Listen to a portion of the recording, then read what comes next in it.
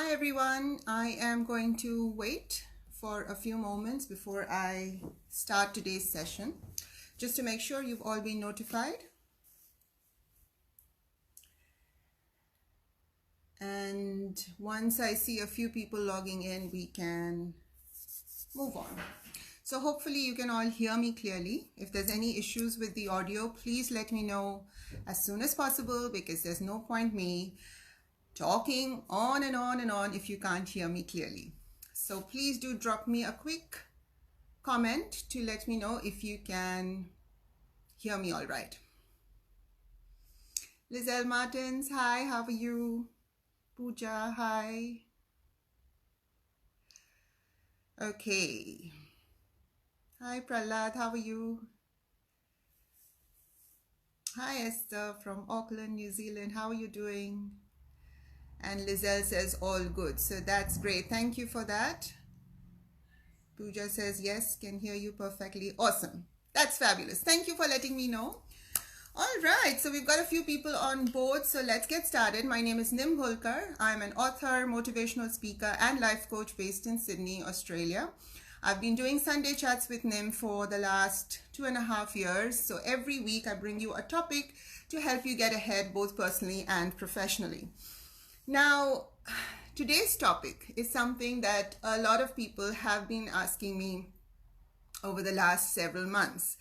So each time I get a message or a comment saying, hey Nim, can you talk about how to deal with difficult colleagues or toxic co-workers, that kind of thing, I used to always sit back and reflect and think, wow, this must be a really common problem, or this must be a really universal challenge that a lot of people are struggling with, right? So I've been meaning to do this topic for a long time. I just haven't got around to it.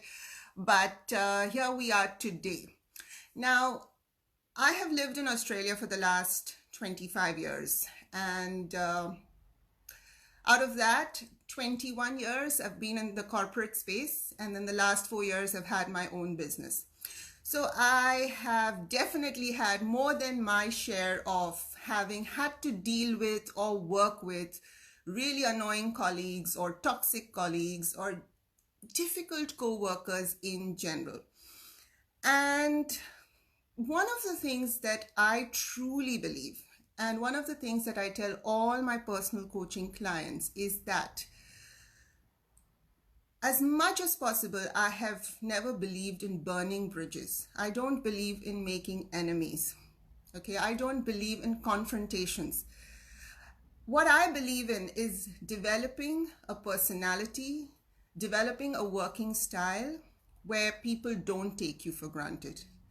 Developing a style of communication which is assertive. It's not passive or aggressive. It's something in between. It's assertive. And when you're an assertive communicator, you are able to communicate to toxic colleagues in such a way that you don't turn them into an enemy once you've finished having words with them, or once you've finished having a conversation with them. All right. I do know that a lot of people tend to ignore annoying people. They think that if I just ignore her or ignore him, somehow miraculously, magically, the problem will go away. One of the worst things you can do in life is to simply ignore a toxic person long term. It is an effective short-term strategy. I'm a big advocate for picking your battles. So over the years, I've definitely told you all that there is a time to ignore, and then there is a time to dig in your heels and speak up. So yes, certainly ignoring someone who is annoying is a good enough strategy, but it's only temporary. It's not something that you can use long-term. Okay, so if you've been ignoring an annoying colleague at work for the last several weeks, months, or heaven forbid years, please let me tell you now itself that that is not a healthy way to be. That is not a healthy working relationship. So the first thing you need to know is that you can't simply ignore this person forever. It's not going to go away. Let's say this person leaves the company and disappears from your life. Yeah, you can have a minute of celebration and think, oh, that annoying person is no longer working in this company. I don't have to see her annoying face every morning. I don't have to listen to her annoying voice in every meeting. Great. But what if someone similar crops up in the workforce next month? What if you leave this job and go somewhere else where there is an even more annoying person? We can't keep escaping. We've got to learn strategies. All right, so the way I want to go through today's session is I'm going to give you 3 types of annoying people that I have personally met in my own career over the years, and I'm sure you have too. So with the help of those examples, so then I'm going to give you personality types, and I'm going to explain the 3 different types of annoying people that I have personally come across and how I would have dealt with them. And I'm hoping that that helps you out. Now, if you have a specific query regarding toxic colleagues or how to deal with them, please note that now is the time to ask me, right? Unfortunately, some people will ask me questions after the live session has ended, and it's not possible for me to respond to all those questions then. So if you have any question related to today's topic, please write that in the comment section and I'll do my best to give you a solution. Let me quickly pause and say some more highs. Hi Joyce, how are you? Payal Jain, hi. Hi Archana, how are you doing? So you all know the drill. Once you've logged in, I would love to hear from you. So please let me know that you're listening. Please say hi. It's always fun to hear from you all. All right, before I start, actually, another thing I wanted to tell you is a lot of people tell me, hey, Nim, I've got a problem with this colleague and I'm thinking of going to HR and I'm thinking of going and complaining to my boss. Okay, please pause before you do that.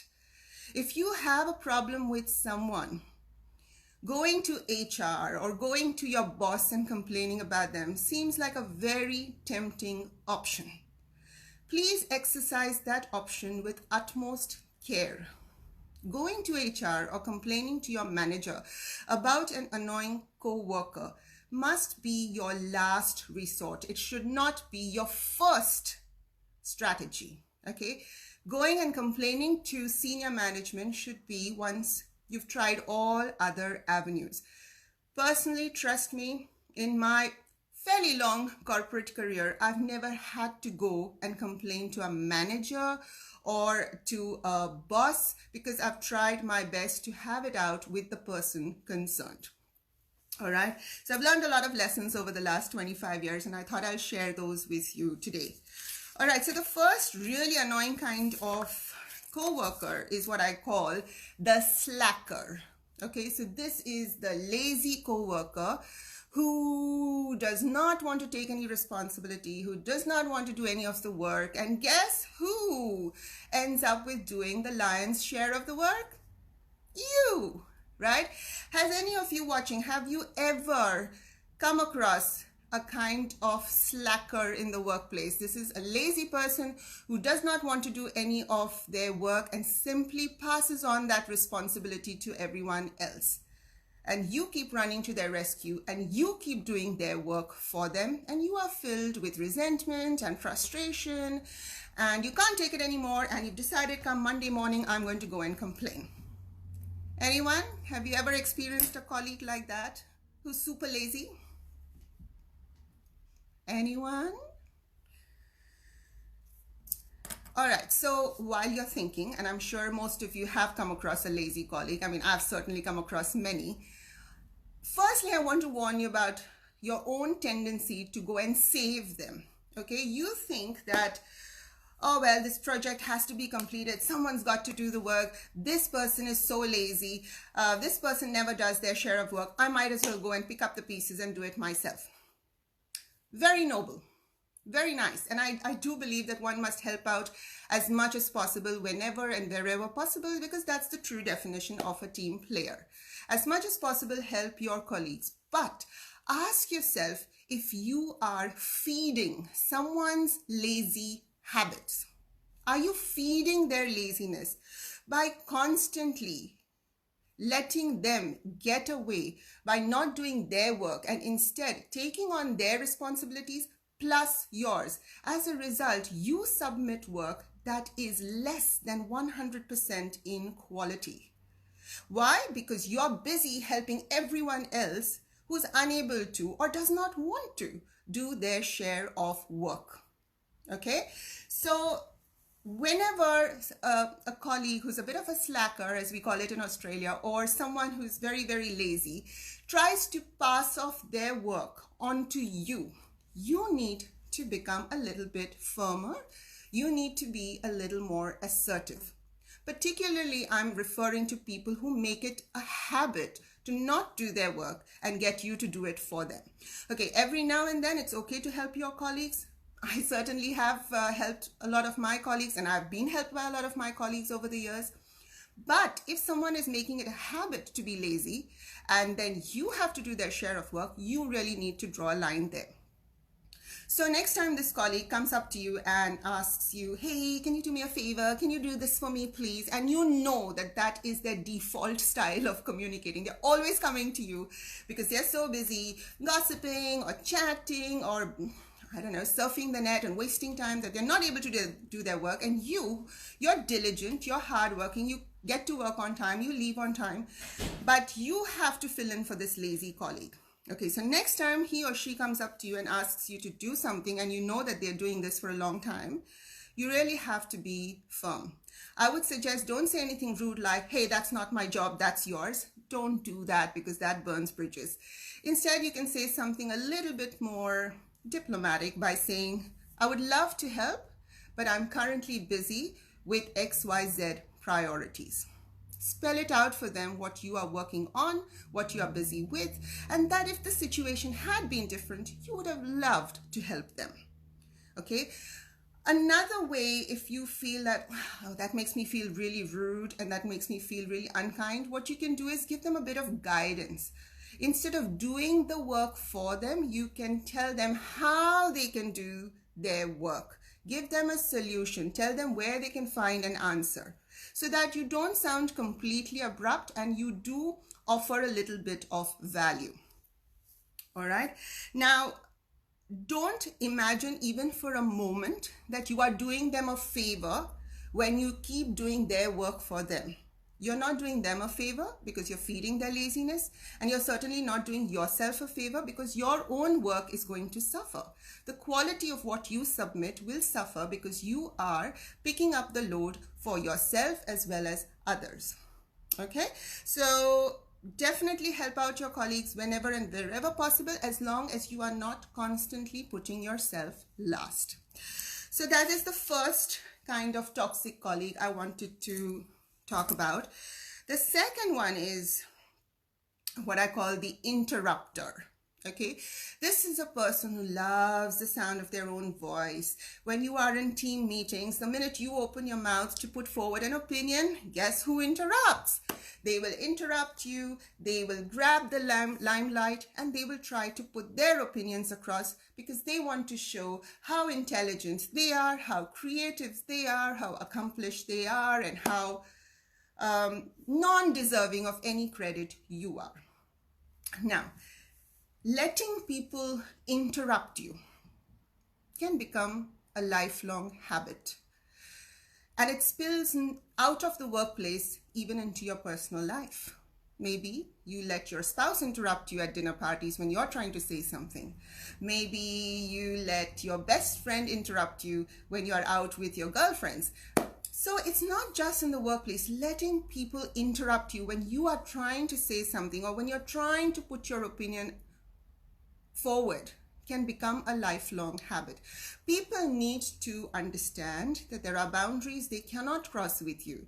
That if you are trying to express an opinion, maybe your boss is in the meeting and it's vital that you say your opinion so that your boss can understand how much you've contributed to the project. But the minute you start talking, maybe you are a timid personality.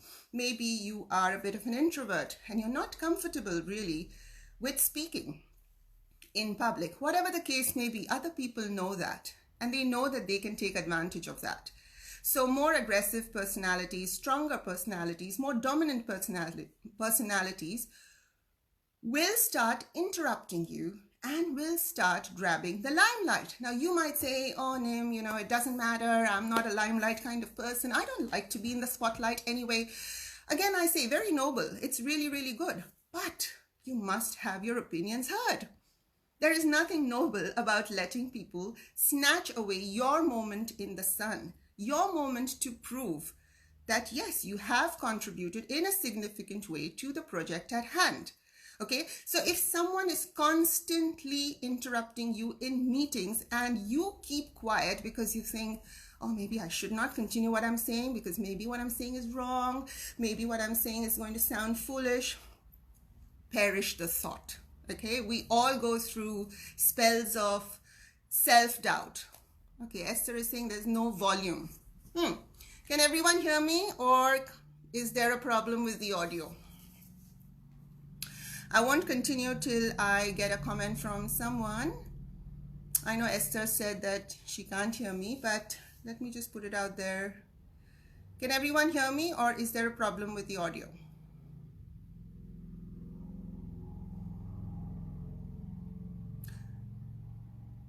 Okay, Prahlad says, yes, you're audible. Lizelle says, loud and clear. Thank you, guys. Esther, I'm not sure. Maybe it's something at your end, but looks like the audio is okay from my end. So I'm hoping that you're able to tune in fairly soon. Thank you for letting me know. So where was I? Yes, interrupting. Letting others interrupt you can become a lifelong habit, okay? So sometimes I've heard people say statements that are actually pretty rude when they're trying to become assertive and they're trying to let people know that, oh, you can't interrupt me. So they say things like, they'll hold up their palm and they'll say, excuse me, I'm not done yet. Or excuse me, I haven't finished talking.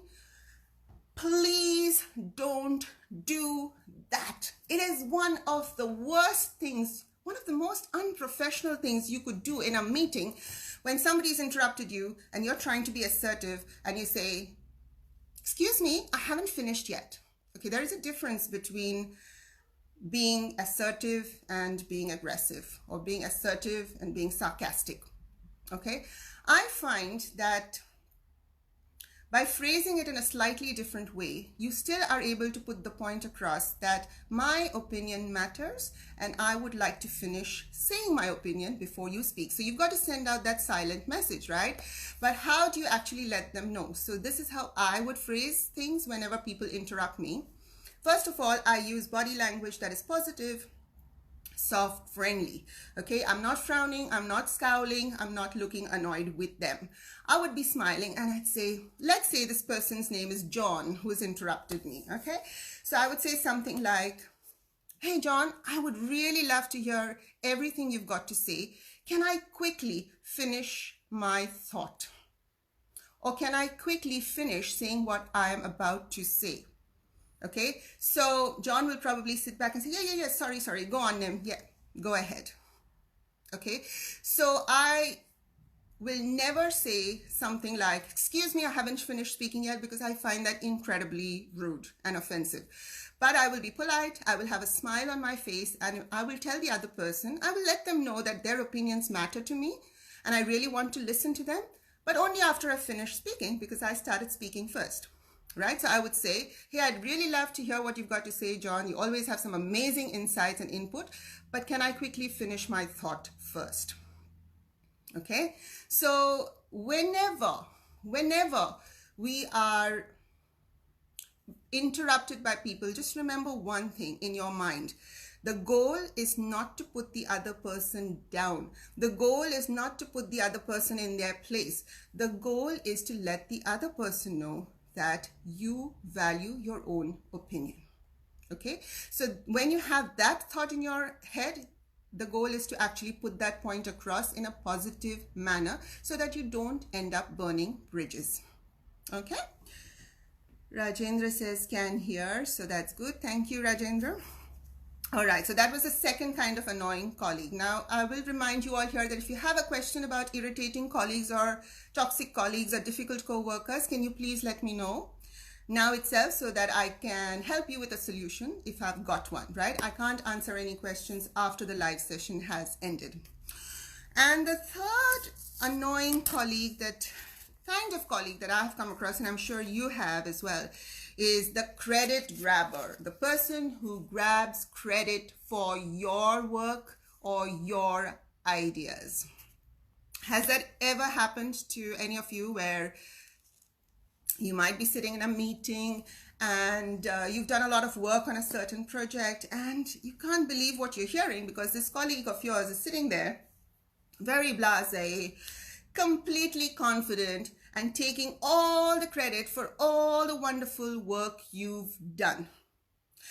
And because you're so stunned and so shocked and so gobsmacked that somebody could be shameless enough to do that in public, you go completely quiet because you have no idea how to react or how to respond. So you're sitting there sulking and feeling sad and feeling like, if only people knew that that was actually my work, that I did the lion's share of the work for that project and this person only did 20% of it. So you sit there and you say nothing. And of course, this colleague of yours takes away all the glory and all the credit. And your boss, applauds them and tells them what a remarkable employee they are. And then maybe after the meeting, you go up to your colleague and you say, hey, that wasn't very fair. In the meeting, you hogged all the credit for this project when you know that it was a team effort. What's the point of telling your colleague after the meeting is over and there's no one there to listen? There's no one there to find out. The people who mattered, like your boss or your manager, of course, didn't get to hear about your accomplishments, and your manager has gone off thinking that it's your colleague who did the lion's share of the work. What's the point of going afterwards and complaining to your colleague that that's not fair? Life is not fair, my friends. Can we stop going through life expecting it to be fair? It's not fair. I think maximum unhappiness and misery in this universe is caused by people who expect life to be fair. When I start my personal coaching, one of the non-negotiables I tell my clients before we set out on our adventure together is to stop expecting things to be fair. Because if we keep thinking that things are going to be fair, people are going to be fair, relationships are going to be fair, everyone's going to be fair to you, reality strikes sooner rather than later, and then you are filled with frustration and resentment, and that's not a great way to go through life. Okay, so what I would suggest is, if there is a colleague who grabs the credit for work you've done, let's say you're in a meeting and let's say that your boss is there and this colleague, let's call him John again, and John again says, waxes eloquent about how wonderful he's been and how much work he's done on project X that has just been submitted. And then the boss is very, very happy with John. And you're sitting there thinking, hold on, that was my project. And if you keep quiet, sorry, you're doing yourself a huge injustice. So what I would do is I would pipe in at this moment. Great time to interrupt a colleague, even though we just talked about how to deal with somebody who interrupts you. You need to pipe in at this point. And you need to say, I just want to clarify something. And I just want to add to what John has just said. This project has been a collaborative effort. John has worked on X and Y aspects of the project, whereas I focused on A, B, and C aspects of the project. Once you have clarified that, you have not insulted John in public. You have not called him a liar in public. But at the same time, you have made it extremely clear the role that you had to play in this project, and the manager or the boss who's sitting in on the meeting is also aware that John was trying to hog all the credit, but you have been elegant enough and graceful enough not to pull him down, but instead you've managed ever so gracefully to put your point across and let your boss know and let your colleagues know that it was actually you who worked on a huge and important part of the project. Okay, so I hope this makes sense to you all. There are a lot of people out there in this world who will take credit for your work, for your ideas.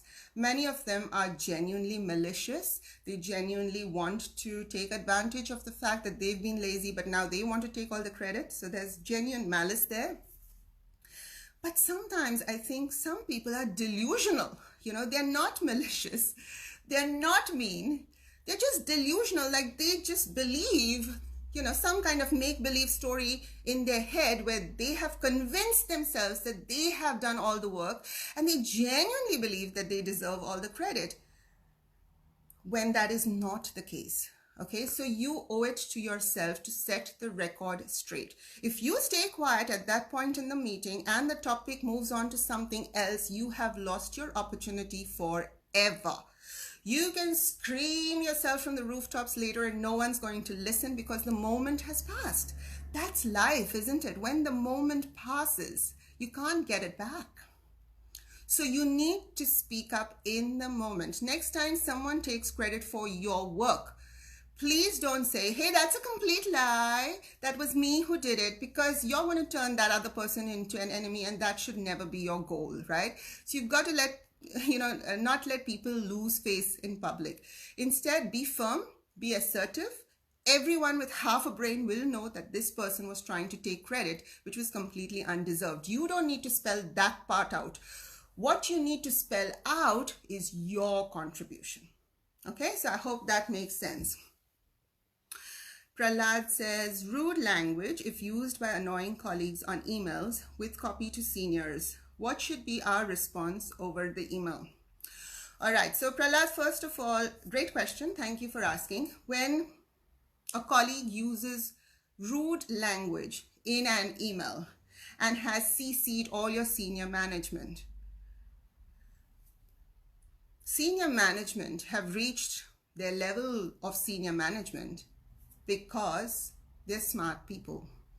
And I truly believe that smart people know when someone is making a fool of themselves. So if someone uses rude language in their emails and you respond in a similar manner, they're going to think, there we go, two of them who are making a fool of themselves. So the first thing I would do is never respond in writing with similar rude language, because you can't take a written word back. You can't take back a spoken word. You can't take back a written word that has been sent off and received by the recipient. Okay? You must always write your emails to reflect your personality. We should not get down to other people's levels if they are acting inferior or if they are acting rude. There is no need to go down to their level. Okay? Now, if they are being rude in their emails, you can talk to them one-on-one later and have it out with them. Okay? So you might want to, again, don't use the word confrontation. I'm completely against people saying, I'm going to confront him on Monday, or I'm going to confront her on Monday. Confrontation creates enemies. What you've got to start thinking is, I'm going to have a dialogue with this person on Monday. I'm going to have a conversation with this person on Monday. Try and find out why rude people are the way they are. Okay? If it is really bothering you.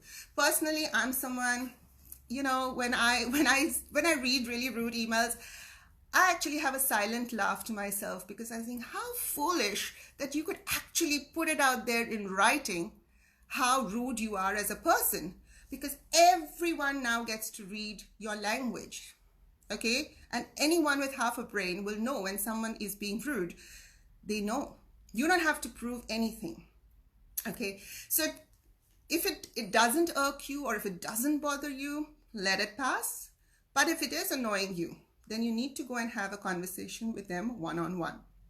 Okay, I won't be able to give you an in-depth solution. It's something I do cover in my workshops, but just to give you a brief idea of what I would say to this person is, hey, I've noticed that you use some very interesting language and some very interesting words and phrases in your emails. It almost gives me the impression that you are annoyed about something. Can you tell me if I'm wrong in how I've perceived your emails? Put it out to them. Ask them a question. Get them to do the hard work. You don't have to do the heavy lifting every single time. I'm a huge believer that wherever possible, let others do the heavy lifting and you sit back and watch. You sit back and listen. Okay, but if you spend all the time saying, oh, I'm so hurt by your emails, I feel so offended, it really breaks my heart, and I can't concentrate when you write such rude, you're doing the heavy lifting. You don't need to. Let them do it, because they've been the ones who have instigated that. They've been the ones who have been rude. Let them explain. Why are you trying to explain it for them? So that is how you would phrase it. Again, that is how I would have said it. And I would say it with a smile. Again, my body language would be very pleasant. I wouldn't be scowling. I wouldn't be showing that I'm angry.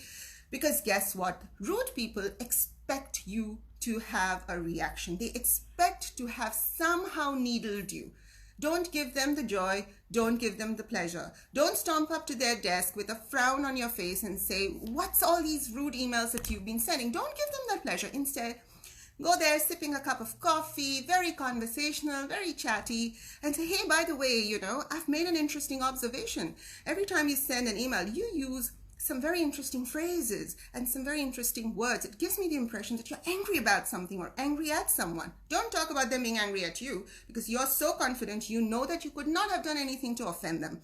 Don't give them an opening line where they can start blaming you for their anger or for their rude language. Just show that you're curious, you're confused, you just want to know why they use the language they do, and then sit back and listen to how they explain it. Okay, so Prahlad, that's my answer to you. I hope that gives you some insight into the question you had posed. To summarize it, never respond with similar rude language in an email, because again, once you send off a written word, you can't get it back, right? So I personally believe that when I write emails, they have to reflect my personality. They have to reflect my work ethic. If someone is rude and I'm rude back, then there is no difference between them and me, right? And you can never say, oh no, I never wrote that, or oh no, I did not mean it like that, because unfortunately people have their own ways of perceiving emails, right? They will make their own interpretations and you can't explain. You might try, but people will still come up with their own conclusions. All right? I've answered your question. That's great. Thank you, Prahlad. Mandy, how are you? Hi, Ajay Singh Thakur. Okay, Lizelle says, never fight fire with fire. Very wise of you, Lizelle. I completely second that. Very much endorse that. Never fight fire with fire. I believe in going through life with a certain grace and a certain elegance, but that does not mean elegance and grace and being polite should never be confused with being a pushover, which should never be confused with being a doormat, okay? Even when you have an argument with a colleague, never lose sight of the fact that you stand for a certain set of values. You stand for a certain set of principles. Just because the opposite person tends to use a certain kind of language or tends to use certain kinds of facial expressions, you don't need to mirror those, particularly if they don't align with your values.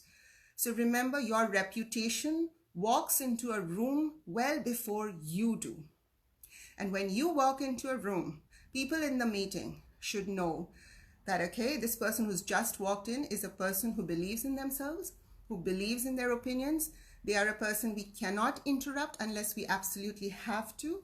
And these are people that we can't steal credit for their work because they will let us know, right? So that's the reputation you need to work towards building, so that people know of you and think of you as an assertive person whom they can't take for granted. At the same time, they don't think of you as the enemy. They don't think of you as an incredibly rude person or a passive person. They know that you will stand up for yourself, you will speak up for yourself, and that's how you're going to win the respect of your co-workers. So remember this, an annoying colleague does not have to be an ongoing reality for you. You need to have a conversation with them. You're not going to confront them, you're going to have a conversation with them. You're not going to put them in place, you're just going to let them know that their behavior is not helping anyone. So just change the narrative inside your head, the kinds of phrases you are using. Because when you use words like confrontation, you get into a confrontation kind of mood and mode. And then your body language changes, how you talk changes, how you the facial expressions you use changes, everything changes, right? So you need to be careful about what you're saying inside your mind. Vanita says, love it. Rude people don't need our reaction. Not worth it. Never give them any window to get the blame. That's right, Vanita. And interesting word you've used, reaction. I always believe in a response as opposed to a reaction. Okay? A reaction is often something that comes out as a reflex. It's something that you've not thought about. It's just something that happens when you are faced with a certain stimulus. But a response is often a choice. Okay, whether you decide to walk away from an argument or to stay back and express your opinion is a choice. And when you reflect on it and then come up with something, that is a response. When someone says to you something and you immediately come back with something that you later regret, that is a reaction. Okay, so as much as possible, whether it's your spouse, whether it's your in-laws, whether it's your boss, whether it's your colleagues, whether it's your best friend, whether it's your kids, as much as possible, try and respond to a situation as opposed to react. All right? And Vanita says, calmness and patience is the key. That's right. Lizelle says, well said. And thank you, Lizelle. Alrighty, so that's it from me for today. The 3 kinds of annoying colleagues that you may or may not meet in your work life. I hope you don't meet them, but chances are you will, right? Because these are universal, annoying, toxic colleagues that all of us, no matter which part of the world we live in or work in, have encountered at some time. So I hope these strategies help you. Oh, before I sign off, those of you who live in Sydney, like I do, because last year, because of COVID and all the lockdown and stuff like that, I haven't held one of my usual workshops, which are my in-person workshops where I get to meet you face to face. I love that compared to Zoom sessions, which are great, which are convenient. But the workshops that I truly enjoy are where you and I get to meet each other, have a coffee together, and I share some tips and strategies with you all. So for the first time in over a year, I'm actually holding an in-person workshop on the 8th of May, okay, from 3 to 5 p.m. And this workshop is called Get to the Point. The reason I'm doing this workshop is I find that a lot of people that I come across, whenever they're speaking, they're not able to get to the point. They're not able to put their thoughts across. They just keep rambling and going round and round in circles. So this strategy is going to, this workshop is going to help you learn some tips and tricks to communicate concisely, clearly, and confidently. So that's on the 8th of May. I'm going to put the registration link in the comments. It is $49 only, and it is going to be at my office studio in Eastwood, which is in the Ryde area in Sydney. All right, so looking forward to seeing you all there. I'm going to pop the registration link in the comments. Get your spot ASAP because there's only going to be a few seats available. So that's it from me for now. Have a great week ahead. Bye for now.